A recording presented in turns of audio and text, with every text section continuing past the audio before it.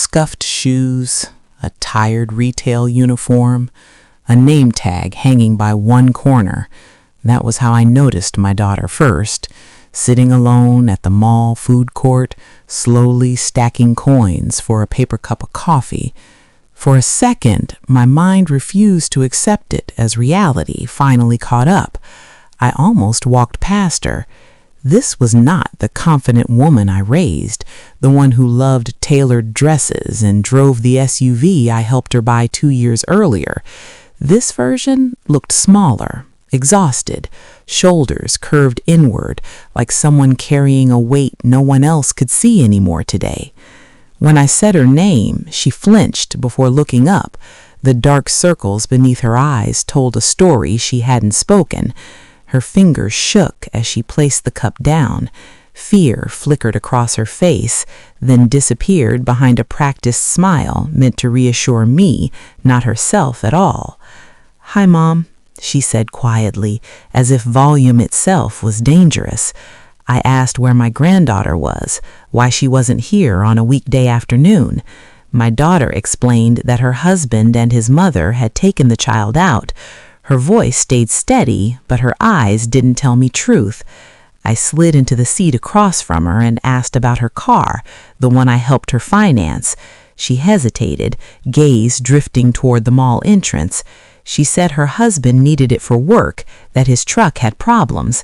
The explanation sounded rehearsed, thin and fragile to my ears. I pressed gently, asking what she'd been driving instead.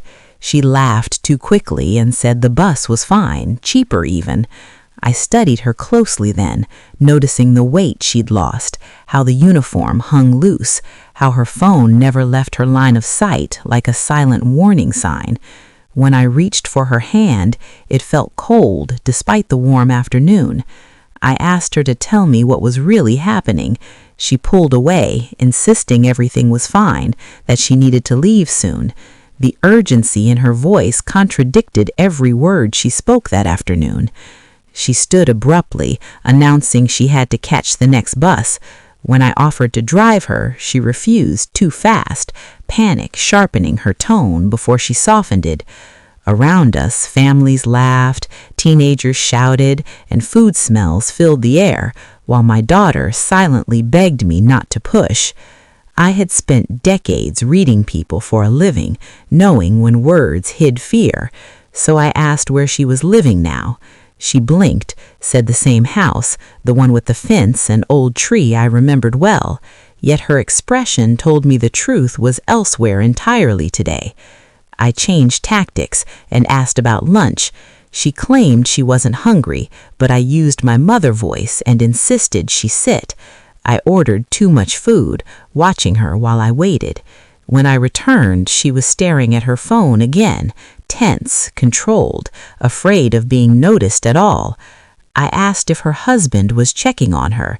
She didn't answer, just began eating quickly, mechanically, like someone unsure when the next meal would come. That alone told me more than any confession.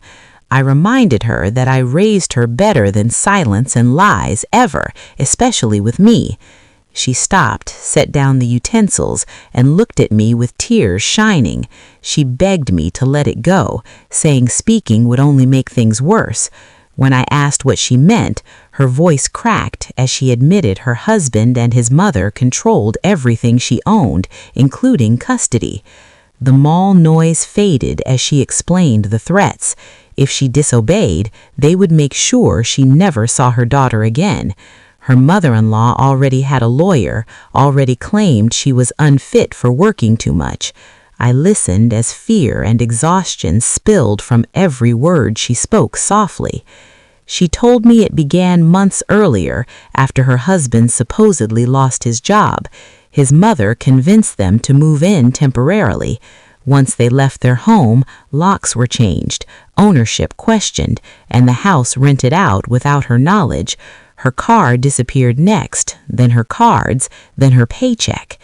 She described signing papers she hadn't understood, believing they were routine. Now she couldn't access her own money. Each week she was given a small allowance and monitored closely. When I asked about help, she said the police dismissed it as civil, advising a lawyer she could never afford herself. She whispered that hiding even small amounts led to punishment. Money found meant days without seeing her daughter. As she spoke, I thought of my granddaughter's laughter, her trust. I asked where my daughter was sleeping now. She stared down and answered in a voice barely there at that moment. She was living in a garage, an air mattress, a space heater, nothing else. She was allowed inside under supervision. Photographs were being taken to frame her as irresponsible. She was exhausted, terrified, and convinced that fighting back would cost her everything. Tears slid down her face while she spoke. She said if she left, the evidence would be used against her. Photos, work hours, exhaustion, all twisted into neglect. She was too tired to think clearly. Watching her unravel in public, I felt settle inside me. Fear gave way to resolve. I told her to listen and trust me. I told her to go home, act normal, say nothing. 2 weeks, I asked. She looked scared but nodded. When she questioned what I could do, I reminded her of my past career uncovering fraud, forged documents, stolen property. I knew the laws they were breaking and who could help. She warned me to be careful, said her mother-in-law was cruel. I squeezed her hand. That night, sleep didn't come easily. I replayed every word, every detail, planning phone calls and timelines. By morning, the plan was clear. No one would take my daughter's life from her ever again now. We stood there a moment longer, surrounded by noise and movement, yet frozen in our quiet crisis. She gathered her things and left for the bus. I watched her disappear into the crowd, knowing I had seen surface of something dark and deliberate, and I knew I would not look away. As I turned toward the parking lot, memories of who she used to be collided with who she had become. Success, confidence, love, all stripped away quietly. This wasn't a sudden fall, but a careful dismantling. And standing there, I understood something clearly. This story wasn't ending there that day. I didn't know yet how deep it was, how calculated the control was, or how much proof I would need. But I knew my daughter hadn't failed. She had been trapped, and traps can be dismantled piece by piece once you see the mechanism clearly. I walked to my car. Behind me, the mall carried on as usual, unaware of the reckoning quietly forming. Ahead of me was work to do, calls to make, truths to document. I had raised my daughter to be strong, but strength sometimes looks like asking for help. This time, she wouldn't be standing alone. I glanced back once more, imagining her small frame on a crowded bus, clutching dignity with both hands. That image burned itself into me. It would guide every step I took next. Whatever it required, however long it took, I was ready. Mothers don't turn away when children are erased. By the time I started the engine, my fear had transformed into focus. This wasn't rage, it was clarity. Someone had been taking my daughter's life apart, and they believed no one would notice. They were wrong. I noticed. And when a mother sees the truth, there is no unseeing it. That afternoon at the mall marked the end of ignorance and the beginning of action. I didn't yet know the cost, but I knew the purpose. Everything that followed would come from that moment, from those coins on a table, from my daughter's silence. It would not last forever again. "Listen to me carefully," I said, keeping my voice low as the food court noise swallowed us. "You are going to go home, act exactly the same, and tell Richard and Diane nothing about this conversation. Can you do that?"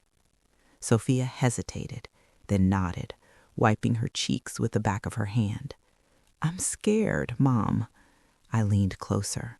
"I know, but fear is useful when you learn how to use it." She looked at me like I was speaking another language, so I explained.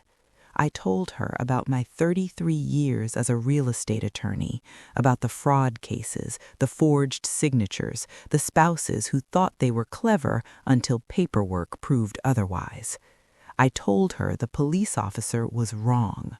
What Richard and Diane were doing was not just cruel, it was illegal. Financial abuse, coercive control, property fraud, parental alienation. Words that sounded heavy, dangerous, powerful. Hope flickered across her face, then fear rushed back in.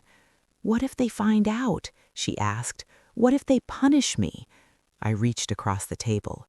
"They already are. We're stopping it." I made her promise again. Silence, normal behavior, no sudden changes, no packed bags, no confrontations. 2 weeks, that was all I needed. When she finally left to catch her bus, I sat there alone, hands shaking, fury settling into something cold and precise. That afternoon, I went to work. My first call was to Margaret Chen, my former paralegal, the sharpest mind I'd ever worked with. She didn't even let me finish explaining before she said, "I'm in." By sunset, she had pulled preliminary property records on the Maple Street house. My second call went to James Rodriguez, an old colleague who now ran a licensed investigative firm. "I need eyes," I told him, "discreet, document everything." He understood immediately. My third call was to the bank Sophia had used before her accounts mysteriously vanished. Policies had changed, but not enough. With written consent, records could be obtained. I scheduled everything. That night, I drove past Maple Street. The porch light was off. A rental sign stood where Sophia's flower pots used to be. I took photos. Then I drove to Diane's house, the one she bragged about endlessly. I parked down the block and waited. At 7:30, Richard arrived in Sophia's SUV. At 8:30, the garage door lifted. What I saw made my stomach drop. An air mattress, a space heater, plastic bins, my daughter eating dinner out of a paper bag, sitting on concrete. I recorded it all. The next morning, James confirmed surveillance, Diane rifling through Sophia's belongings, audio of cruel remarks. Margaret called with confirmation. The house was jointly owned. The rental income was going into an account only Richard controlled. Illegal. Every piece clicked into place. When I met Sophia again, she looked worse, exhausted, hollow. But when I slid the folder across the table, her hands stopped shaking. "They can't do this anymore," I said. "Not after Friday." She stared at the evidence like it was oxygen. For the first time, she believed me. I stayed quiet for a moment, letting that belief root. Then I told her what came next. Court filings, emergency motions, judges who did not tolerate intimidation.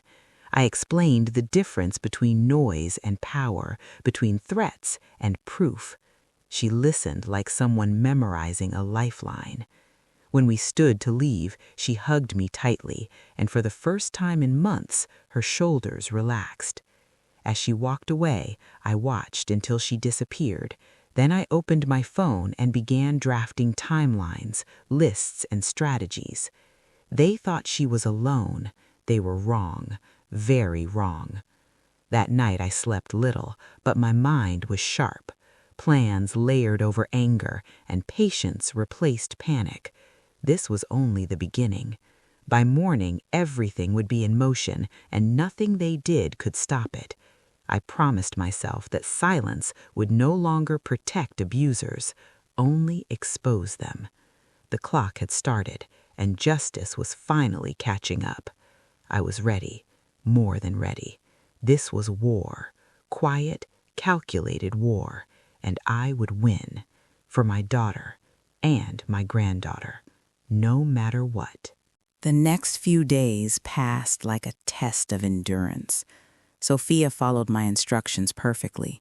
She went to work, rode the bus, answered Richard's messages with polite neutrality, and kept her head down. Inside, she was unraveling. I could hear it in her voice when we spoke briefly at night, always careful, always assuming someone might be listening. "Emma asked why I sleep in the garage," she whispered once. "I told her Mommy is helping Grandma organize things." The lie broke her heart, but she told it anyway. That alone told me how strong she really was. Behind the scenes, everything was moving fast. Margaret delivered a full packet of documents by Wednesday morning: deeds, account histories, rental agreements. The Maple Street house had never been legally transferred. Richard had falsified paperwork to reroute income. Sloppy work, too. He assumed no one would ever check. People like him always do. I spent hours annotating, highlighting inconsistencies, dates that didn't line up, signatures that didn't match known samples. 30 years of habit kicked in. My anger became focus. James sent updates daily. Diane's behavior was worse than I imagined. He captured her on video berating Sophia for working late, accusing her of abandoning Emma. Audio of Diane telling a neighbor that Sophia was unstable and couldn't handle motherhood. A clear attempt to build a narrative. Classic. Smear first, control later. He also documented Richard's routine, where he parked the car, when he left, how often he visited the rental property. Every detail mattered. On Thursday afternoon, I met Catherine Park, the family law attorney Margaret had recommended. She was calm, sharp, and efficient. She didn't interrupt once as I laid everything out. When I finished, she leaned back and exhaled slowly. "This is extensive," she said, "and very strong." She explained our options: emergency custody, financial restitution, protective orders, potential criminal referrals. Not threats, real consequences. But timing matters, she warned. Once we file, they'll know. I nodded. They already underestimate us. That won't change. Friday morning, I picked Sophia up early. She looked fragile, but there was something else there now. Resolve. She wore the loose black dress Catherine had approved, not to shame her, but to show impact, reality, unfiltered. In the courthouse hallway, Richard's confidence cracked the moment he saw Catherine. Diane's face hardened into outrage. "What is this?" she demanded.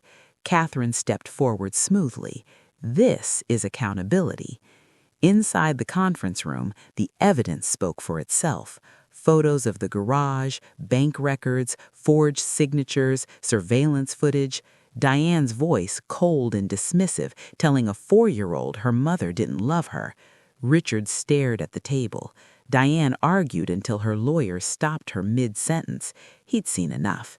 He leaned toward them and said quietly, "We need to settle." The negotiations took hours. Every clause mattered: custody, assets, restrictions. When it was over, Sophia had full custody, immediate.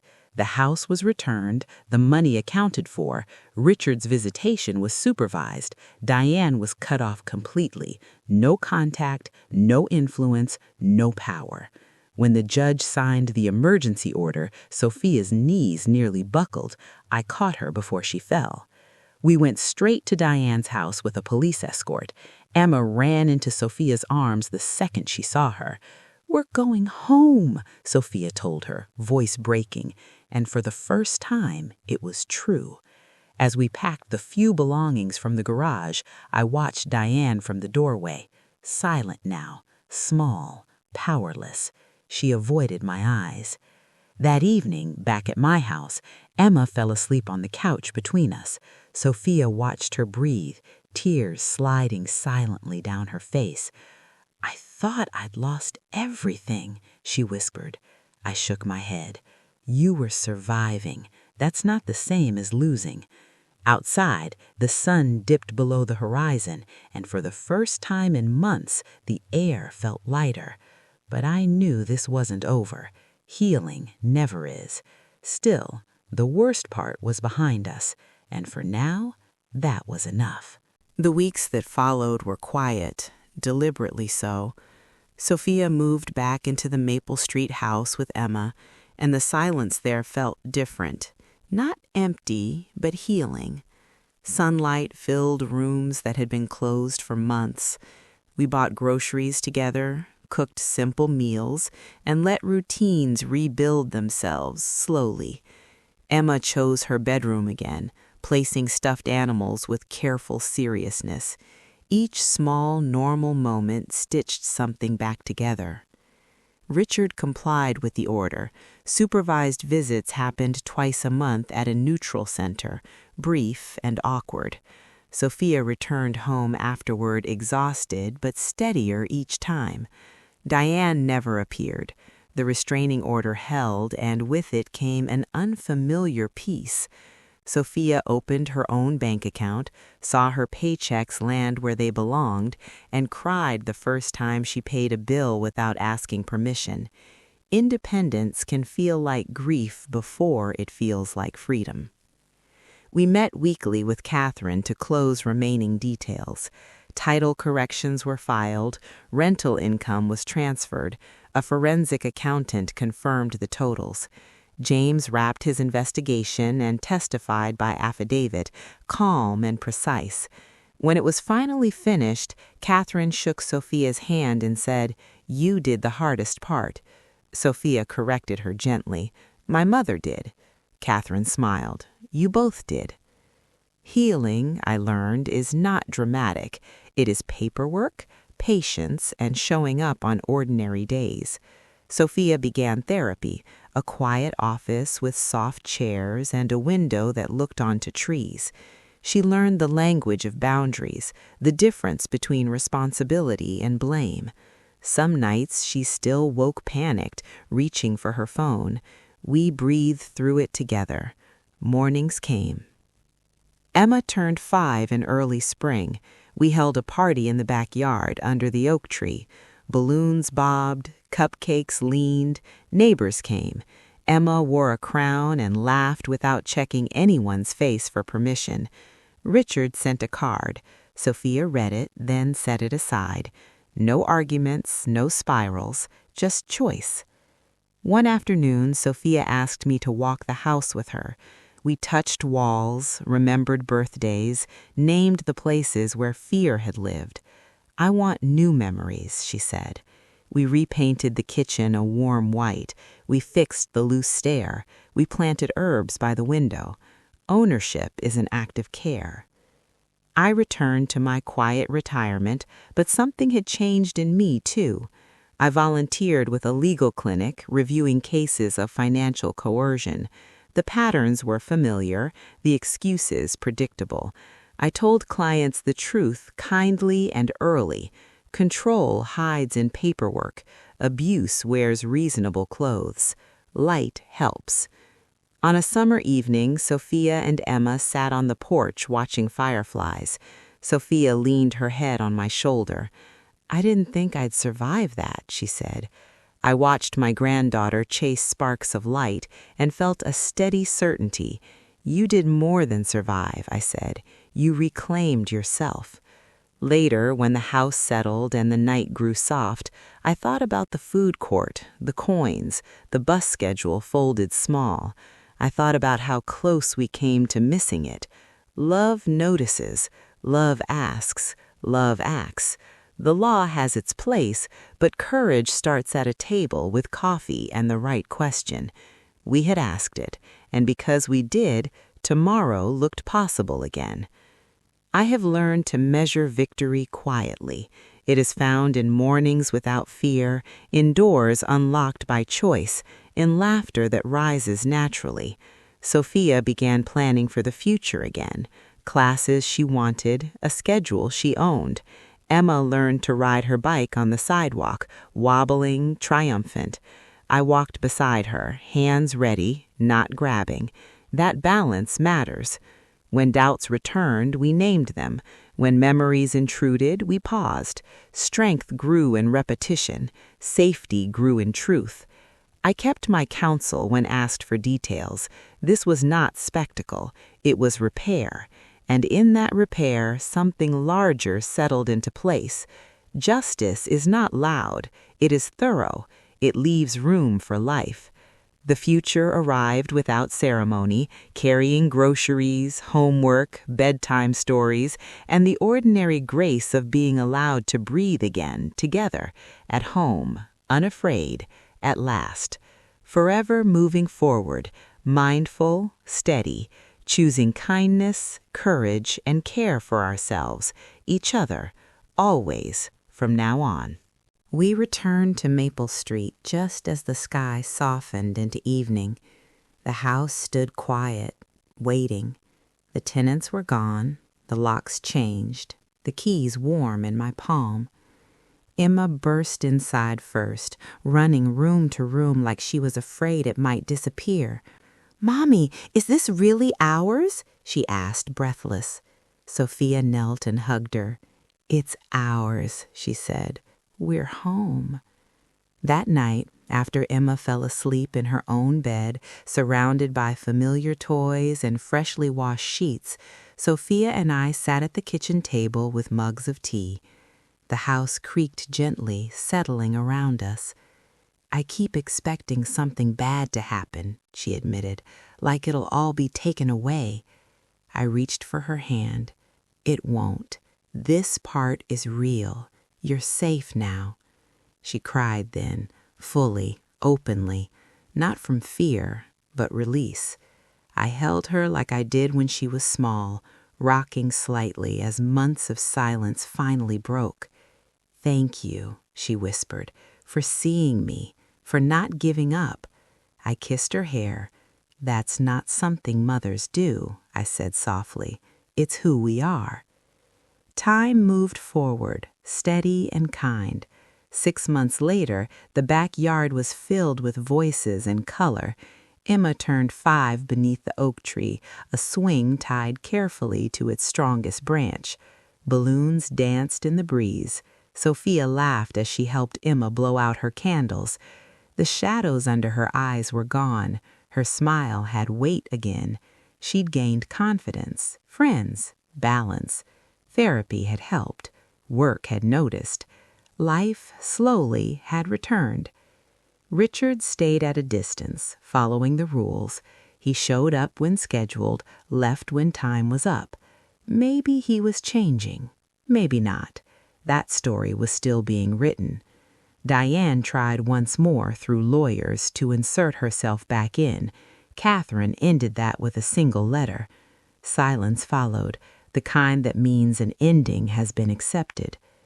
As the party wound down, Sophia stood beside me watching Emma chase bubbles across the lawn. "What would you wish for now?" she asked. I smiled. "Nothing," I said. "I think this is it." She nodded, eyes fixed on her daughter. "Me too." The sun filtered through the oak leaves, scattering gold across the grass. Emma ran over, frosting on her cheek. "Gamma, pizza tonight?" "Absolutely," I said. Sophia laughed. "Yes, pizza." Emma spun away, joy uncontained. I thought back to the food court, the coins, the fear, how close we came to missing it all. Family isn't perfection, it's presence. It's asking when something feels wrong and staying when the answer is hard. Sophia learned she was stronger than she ever believed. Emma learned she was loved beyond measure. And I learned that sometimes justice looks like a kitchen table, warm tea, and a quiet house that finally feels like home.